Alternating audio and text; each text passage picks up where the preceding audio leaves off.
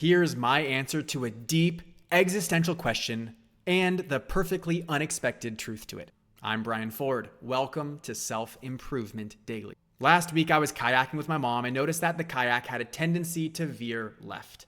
Of course, that's not a huge deal. You just need to take a few corrective paddles. But it got me thinking about why and revealed a much deeper insight. All results in life are a matter of cause and effect.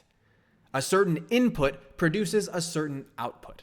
But it's not as straightforward as that. Every result involves a complex interaction of factors, so it's hard to isolate a truly singular cause. This is important to realize because if we want to change the results of our life, we need to understand what is most influencing them so that we can change our approach. So the all-important question we ask ourselves is, what can we do that will most positively change our results and shape our life? Back to the kayaking where we're veering left. I thought maybe it was the boat itself. If it's waterlogged a certain way, it changes the weight distribution and can cause a subtle and constant tilt in direction. Then I thought maybe it was our paddling style. You paddle on the right side to go left, and perhaps that side is simply stronger and we were actually steering it left. Or one step further, who cares what might be causing it? What if we just adjusted our technique and paddled in such a way that we offset whatever was happening? The more we understand the cause and effect nature of life,